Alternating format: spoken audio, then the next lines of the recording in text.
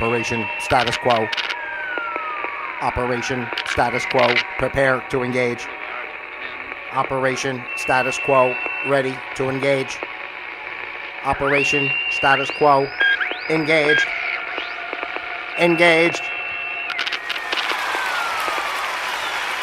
Hello, welcome, ladies and gentlemen, to Operation Status Quo here on a happy, lovely, beautiful Friday. Friday's the best day, isn't it? I guess, I've always liked the Friday, I have to say. Back when the world used to be what it was, Friday was always a great day to go out. You worked all week and you have a real nice time on a Friday night before you get into your weekend, So it was always, to me, it was the best day to go out on an evening, a Friday night, as opposed to, Saturdays and, all that kind of thing. Because, it kicks it off. You feel really pumped up. You just got done everything. You do your Friday and then boom, you wake up. Maybe you wake up sometime late in the middle of the day on Saturday because you had a really good time on Friday. I get it. It's okay. It definitely is okay. Nice. So anyway, I'm sorry. I'm getting off kilter. Oh, man. Hey, I'm Pete Palma, if you guys don't know. This is Operation Status Quo, if you don't know that either. I'm not sure how many of you are returning at this moment or how many of you are brand new. But if you're returning, first of all, let me give you a round of applause. Thank you. I can't believe it. I think today is the 61st episode of this since I started this version of this program back in March. Hey-o. So we're coming at you basically like 5 days a week here, trying to just share messages of positivity and joy, creating a space for people to share who they are. That's the gist of what's going on here. That's why I come on each and every day to try to create that space for you people out there. As a matter of fact, even if you don't participate, it is a place where you can just throw on the video, listen to it in the background. Have like a friendly, happy voice chirping in your ear and sending you positive information and making you feel good about yourself, hopefully. And honestly, if you're paying attention to this, you should feel really good about yourself right off the bat because, look at me, for God's sake, and look at what the hell's going on around here. I know, please, somebody, why? No, easy. Let's not start this way. Hey-o. Quite honestly, I come on, I always have like a topic or a this or that. I probably should, should be the show. I should stop trying so hard to come up with things to say and tell everybody you can create abundance in your life and you can feel powerful and you can take charge and you don't have to listen to others, bring you down and all that kind of stuff. Forget about that. Let's just sit here and hit some sound effects. We just go crazy. We just talk for a bit. It's just me saying, how the heck you doing? I'm here for you. Imagine me and you, I do. I think about you day and night. It's only right. Okay, anyway, that's that. Did I say I'm Pete Palma and this is Operation Status Quo? By the way, Operation Status Quo, it's a Friday, so we have a little fun on Fridays, by the way, most of the time. So, pardon me for being like a little all over the place. It's just, just kind of an energy dump on a Friday. But anyway, it's a place, Operation Status Quo, where we observe the status quo of life. We learn to flow with the status quo of life, and then we create our own flow of quo, because that's the only way to go. You got to do what's right for you, no matter what's going on in the world. So, and it's like I keep saying all the time, it's crazy times, interesting times, and let's time after time, it was written in your eyes. What's the other one? Time after time, Cyndi Lauper. I was Ozzy Osbourne, and I said Cyndi Lauper. Time after time. Hey-o. Okay, all right. Can I please get serious? Because I know that you're just anticipating what goodness is going to come your way today. And actually, today is the 9th of June in the good year 2023. Hello and welcome once again. Maybe you checked out. It's a good time. You can listen to usually about the first 4 minutes, 5, I don't know, sometimes 8. I don't know. I just kind of ramble sometimes. So it's always a good bathroom break time or something like that. If you're having difficulty going to the bathroom, you probably could just watch this show as well, and you'll begin to shit your brains out because you won't know what the hell's going on.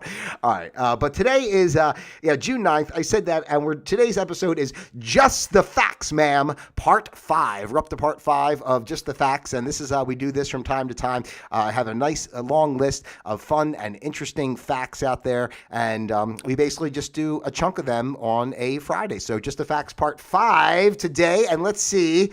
Let me pull up my my facts wizard, as it were, and see what we got here for our fun facts. Okay, ladies and gentlemen, thank you for being with me. Let's get into it. Here we go. Our fun facts today on the 9th of June in the good year 2023. Did you or did you not know? I don't know if I knew, but do you know that bees sometimes sting other bees? I mean, it seems like it makes sense, right? I mean, just like animals, like, when they fight, a dog will bite another dog, right? I mean, that does happen. So, but they're making it like it's a big deal here.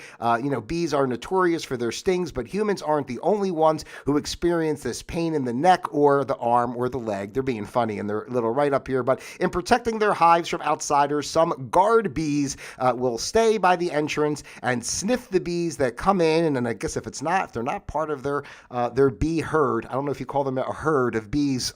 I guess no, because it's a hive, right? Anyway, I'm being funny. Now I'm being funny, okay? And it's not funny, and I shouldn't even try to be funny because it's not funny to begin with. This is very serious. It's bee on bee crime, okay? That's what I see here. It's bee on bee crime.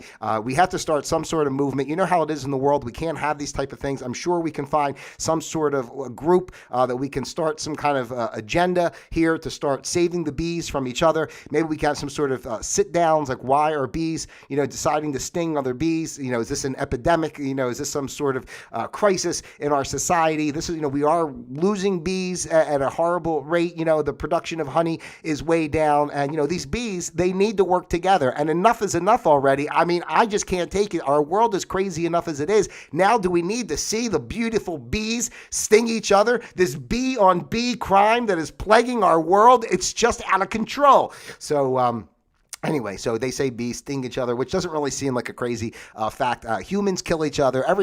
Sharks eat their babies. I mean, what's the difference? The bee stings another bee, right? Okay, what do we got here for number 2? Kids ask 300 questions a day. That's what they say. Now, I don't know who did this study. I would think whoever did do this study may have actually put a bullet in their brain by now, because if you sit there and listen to a child ask 300 questions in the course of a day, I would have to say, this kid is getting the hell out of here. I can't take it. Somebody get this kid out of here. Why? You know what? Honestly, that's all kids really say is why, right? So the why, honey. Here's the you have to put on your shoes. Why?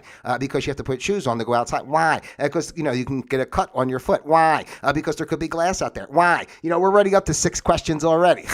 So kids ask 300 questions. I'm glad I don't have any children in my presence. I can tell you now that if I had a child personally, I would limit that child to 6 or 7 questions per day. If they're good, maybe I'll let them ask, a couple extra on the weekends or something like that. But I would have to do the lashing, what do they call it with the stick, when they hit the kids with the stick, whacking, or it's not whacking. What was the football player or whatever got in trouble? Oh, I forget what they go. If you listen to what I'm saying and you can drop it in the comments for me and tell me. But anyway, I'd have to give the kid a good beating a little bit to say you're asking too many questions. You're expanding your mind. You're trying to learn.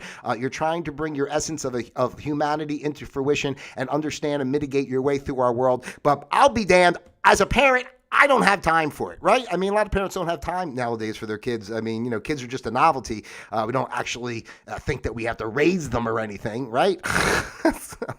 So kids ask 300 questions. If you have a child, by the way, let me know and drop a comment in there and tell me, does your child ask 300 questions a day? Have you ever considered how many questions your child does ask a day? And does it seem to be somewhere in the realm of 300 questions per day? All right, here we go. We were on bees before.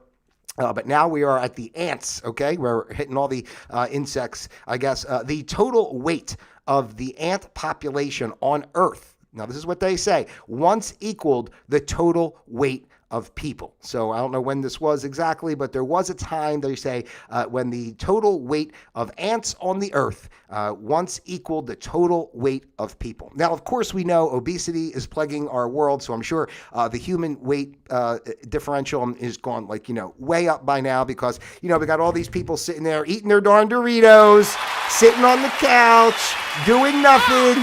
I know. Here we go. That's how it goes around here for sure. Yes, I know. And we got all these little tubbos. I'm sorry. See, when I don't think to try to be nice, sometimes I say things that don't sound so nice. All right, okay, all right. That's enough. You out of here. You out of here. All right, thank you. But anyway, the total weight. But we know humans now are a little out of shape with all the processed food. So the ants, they're fit, right? They're always running around. They're marching back and forth, bringing food, building mounds, digging all around, doing everything they're doing. So the ants are staying in shape. Maybe ants are aliens, and that's why that came to me. Maybe the ant. We're out there looking for aliens. I did a show this week about aliens, so maybe that's what's going on. Okay, here we go. E, the letter E. E as in egg. E as in envelope. E as in excellent. Okay, E is the most common letter and appears in 11% of all English words. So now it's another task I'd like to ask. I mean, my name is Pete. I got 2 E's, right? I got 2 E's. So I'm taking 2 right off the top just on my name. So I would have to say that this is probably most likely true. And maybe the numbers are even skewed. I bet if you were to go ask the letter E would be insulted and say, do you understand how important I am? Not only am I a vowel, okay, just, one of 5, unless you want to say sometimes Y, A-E-I-O-U, and sometimes Y. But anyway, not only am I valuable in that regard, I'm also in just about every single word you can find. So it says 11% of all English words. I would say maybe it's a little bit more. I would like for you, if you could, please, I ask you as my audience, because I know you guys are great people out there and you love me so much. If you could just take, what's it take, 20 minutes or something, just go through every word in the English language and just total that up and see if it's accurate. They're always adding words to the language. You never know if there's another word in there now that maybe increases the percentage. Okay? All right, here we go. How about this? Our good buddy Ben Franklin, you remember him, discovered electricity. He was kind of one of the founders of our country. He was important, right? Well, they say a dozen bodies were once found in Benjamin Franklin's basement, which I guess is not really hard to believe, in some regard, as far as all the bigwigs, in the world. Usually have some sort of captives in their basement, just the human trafficking, the normal stuff. But let's see, maybe he was just didn't realize. Maybe he bought a house and there had some squatters. So who the heck knows? We'll see. Were you once aware, multiple skeletons, here they go. Multiple skeletons were found in the basement of Benjamin Franklin's London home. Oh my goodness. The bones were discovered during a 1998 renovation of the house and were identified as being nearly a dozen people, including 6 children. The most plausible explanation is not mass murder, but an anatomy school run by Franklin's young friend and prodigy, William Hewson. That's what they're saying. They're saying that there was an anatomy school that was being run by Benjamin Franklin's friend, and I guess he just kept some of the bodies around, whatever he had to do. I guess they just never got rid of them. But, it's very interesting, because the elite have a long history for generations with the human trafficking as well as the children, more importantly. And it's very interesting here that they were able to find all these remains in the basement of someone prominent like Benjamin Franklin, including 6 of them being children. So just something to consider when you hear these stories about, people and the human trafficking and all that type of stuff that we talk about sometimes. I know it's a heavy thing and it sounds outlandish because everything, God forbid, it's a conspiracy theory, unless it's like, mainstream or anything like that. Just like saying, oh, it's okay, processed food. It's a conspiracy theory that Oreos kill you, right? It's a conspiracy. You should enjoy your Oreos. All right. But anyway, that's all part of it. The healthiest place in the world is in Panama. They say a small valley. Let's see if I can read this because near a volcan. I guess it's volcan. Is that the little mark over the A? If I want to try to pronounce it that way, volcan. Anyway, in Panama, has garnered the distinction of being the world's healthiest place to live.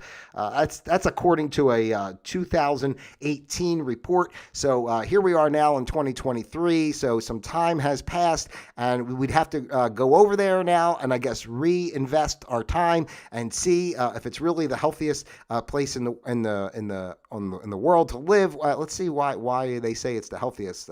Does it say the best or the health? No, yeah, it says the healthiest. Okay, just make sure. What do they got over there? Well, there's beautiful scenery, low cost of living, and significantly longer life expectancy. They don't let's say common factors according to the ranking: a warm climate, an active social scene, healthy food, a slower pace of life that makes for less daily stress. I will agree for, life expectancy stuff. I had mentioned earlier in the week when I was talking about something else and another conversation that I had with my brother on one episode talking about Okinawa and how they're the healthiest people. They live the longest. And, you think about how simple their life is. And I noticed that even from moving from the Northeast Corridor down here to, the Florida area, just how much more of a relaxed kind of pace it is. It's just a different mindset down here. And that's the ultimate truth. I had an, aunt that lived to be 102. She lived in a little apartment by herself, out of the world from nobody. I think she got divorced like back in like the late 60s, early 60s, something like that,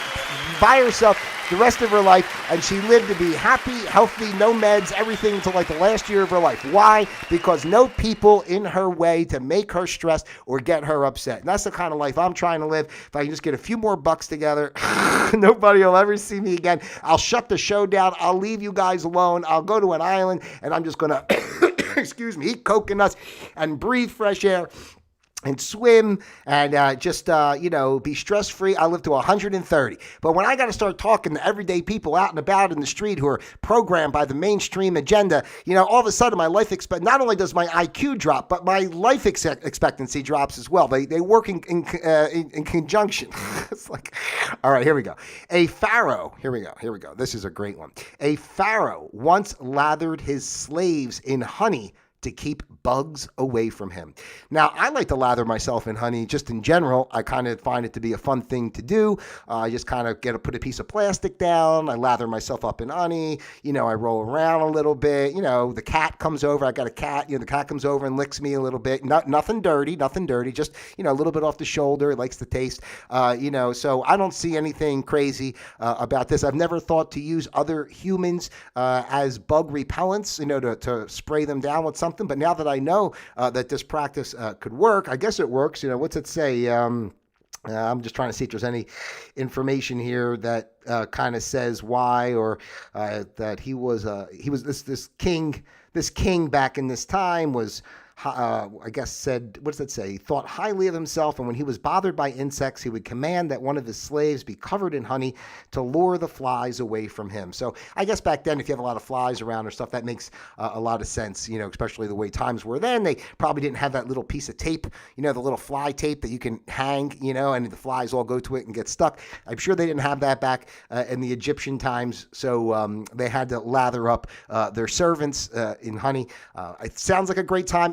Maybe just the idea that I'm saying that I enjoy on for shits and giggles in my free time to lather myself up with honey makes me think that maybe in a past life I was one who was lathered in honey, to help, keep the king clear of bugs. Or, if karma is playing itself out, maybe I was the king in a past life. And since I always had other people covered in honey, now I just want to cover myself in honey so I can complete the karmic cycle and know what it feels like. Although I've never gone out and had myself attacked by flies and such while covered in honey, that might be something I have to do to truly complete the karmic cycle. All right, we have a few more here, ladies and gentlemen. I appreciate your tolerance.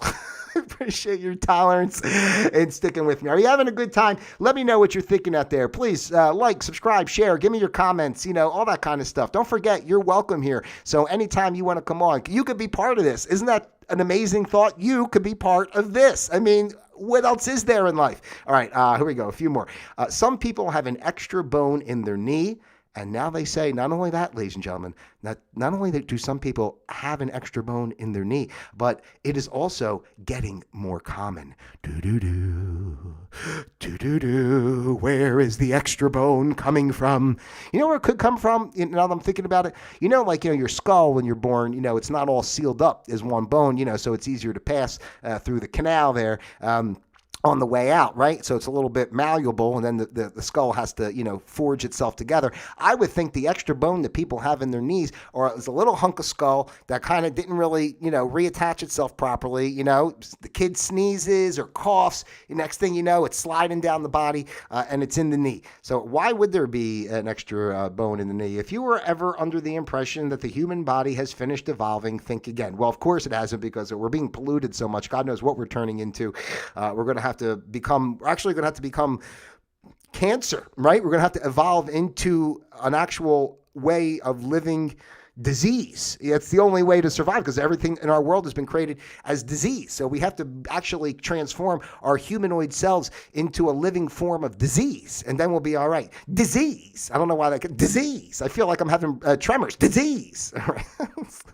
Let's see. It turns out that some people have a bone in their knee called the fibula, and while this particular little bone with an unknown purpose was once fading away, over the past century and a half, it has gotten more common. Back in 1875, nearly 18% of the people estimated had this bone. That number dropped to 11% by 1819. However, by 2018, 39% of individuals had this mysterious bone. Well, I would say it's probably because so many people now are, on their knees, begging for mercy in this twisted up propaganda society, that we need a little more strength. We need a little more strength in our knees to help us out. I know. Believe me, I hear you. Why would we have an extra? I would like for you, that's another, how many tasks have I given so far today? Hey-o. I asked you to, what I asked you guys? I know I asked you to check out the letter E and verify that it's in 11% of all English words. Oh, kids! I asked you to find out of kids how many questions they ask a day. So there's a lot of work for you guys to do out there. It's not just just hang out, be an audience. No, seriously, I don't want you to go above and beyond anything that you would do. It's torture enough to be here, especially it's 21 minutes, almost 22 minutes. If you've been here this whole time, it's enough torture already. Please don't extend yourself any further. I do not want to cause that sort of bodily or emotional harm to anyone out there. All right. Let's see here. We have two more. Pringles. Pringles aren't actually potato chips. Well, ain't that the truth? I mean, it's just any of that processed stuff isn't actually anything of what it is. I wonder what the first ingredient is on Pringles, actually. Let's say the next time you see a can of Pringles, take a closer look. Thank you. Take a closer look. You won't see the word chip anywhere on the packaging. That's because Pringles aren't made of thinly sliced potatoes, but instead dehydrated potato flakes pressed into their signature shape. That's what makes them less greasy. But when the other potato chip manufacturers complained, the Food and Drug Administration ruled Pringles couldn't be marketed as chips. The company eventually settled on potato crisp. So they are potato crisps, not potato chips, because they're not made of potatoes. It's like that's the funny part about stuff like that, right? They advertise, you think you're getting some chips, but they don't really make them chips, but they want to call them chips. I'm just saying, like, if you're going to make chips, make them out of potatoes. I mean, that's what potato chips are made of, chips. Why are you using dehydrated flakes and all, just processed flavorings and stuff? That's exactly what I'm talking about, how they're trying to kill you. They make this beautiful, look at this. They make that beautiful packaging. I'm sorry, it's blared out with that light. Oh, hold on, I messed that up. They got this beautiful packaging. Let's see if I can try to do this again. There it is. They got the beautiful packaging and their little cylinder, containers, and it's fun. You pop it open, right? When you pop open the Pringles, isn't that great? I used to love Pringles. I'll be honest with you. That's one thing that I would chow down on. But unfortunately, with the knowledge I have now, I mean, if I really wanted to have something, I'm better off. That's why if I'm going to save it, I'd rather save it for having a drink. It's like, if I'm going to poison myself, at least let me get some enjoyment out of it instead of eating this crap, and then I feel all bloated and shitty and I can't crap for 2 days. All right, here we go. Last one today. There's a giant fish with a transparent head. head. Okie dokie. The deepest levels of our oceans are some of our least explored areas of the planet. Because of the extreme pressure, cold and dark at these depths, only the very strangest of creatures can survive there. These include giant tube worms, vampire squids, goblin sharks, and viper fish with teeth so long that they can't close their mouths. Perhaps the strangest, though, is the barreleye. I guess it's called the barreleye, a large fish with a completely transparent head. I'm going to try this again to show you this picture. I should have just pulled this up on the computer, right? But there you go. See that? Sorry, my light in the background there is reflecting. But anyway, there you go. With the fish, if you want to maybe have something special for a holiday dinner, if you can somehow submerge yourself to like 40,000 feet underwater, if you have enough fishing line and a weight, maybe you can catch. Just need about 40,000 feet of fishing line, and you should be able to catch one of these guys. And next, you'll be the hit of the neighborhood. It'll be a big party. It'll be a great time, and that's what everybody loves. Everybody loves a great time, don't they? Yes. Absolutely. I know. So, ladies and gentlemen, I can't thank you enough for taking the time to be here with me today on Operation Status Quo. I mean, here it is a fun place just to talk about life. I talk about all kinds of stuff, but it's fun to have days like this sometimes. Honestly, this felt really good. I should just switch everything and stop talking about all the nonsense and do this, right? Just do facts every day and weird stories, weird news. Who cares about empowering yourself and believing in yourself and separating yourself from the slavery of our system? It's too heavy. Nobody cares about that. They want to know about the fish, that fish underwater. Hey-o. They want to know what Pringles are made of. They want to know that kids ask 300 questions a day, and E is the 11th most popular letter. It's in 11% of all the words in the English language. So anyway, that's it. What can I tell you? Ladies and gentlemen, thank you again for your time being here. Please, if you'd be so kind, take the time to like, subscribe, share, send this out to your family, your friends, those you love, and of course, those you despise as well. I am Pete Palma. I love you individually as well as a group, each and every one of you. So I'll be back with you next week. I hope you guys have a great weekend. Don't forget you're welcome here. So anything you want to share, feel free to drop comments, send me messages. My contact information is in the description box below. So get to it. Reach out to me and I'll talk to you and it'll be great. All right. Until then, have a great weekend. Operation Status Quo disengaged.